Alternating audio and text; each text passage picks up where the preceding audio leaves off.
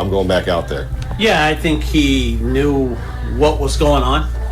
I think as everybody, I didn't really catch on until after maybe the fourth inning. I looked up and I was like, oh.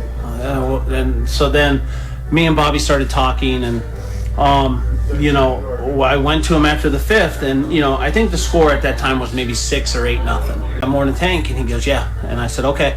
I mean, that was at I think 81, 82 pitches, and I was like, okay, he's already at his pitch count, but I know what's going on, and I wasn't expecting 50 more pitches, I can tell you that. But, I'm very proud of him and what he was able to accomplish. I mean, it's only 10th time it's been done in league history, and especially for that kid. I mean, we have put him in so many different roles throughout the year, and he's never complained, never said anything, wants the ball. He was warming up in game one to come into that game when things were getting hairy, and you know what? Afterwards, I said, you okay? He goes, I want the ball. So you really got to credit the kid.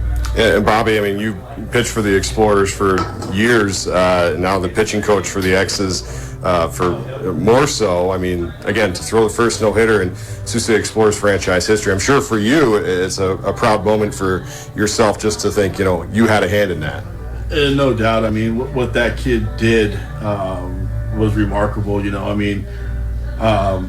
was warming up, like Steve said, the first night, coming into the game behind Brosher and walking down the line. He says, give me the ball, and I'm gonna win. And if you'd have watched him warm up before the game, it was absolutely atrocious.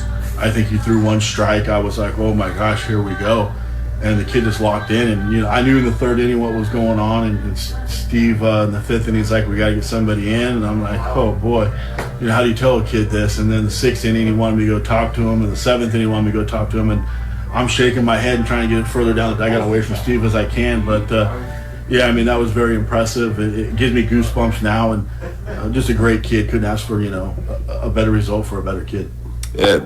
Perhaps goosebumps today. Zach Hedges gets the ball in only 2 days rest. Started on Friday.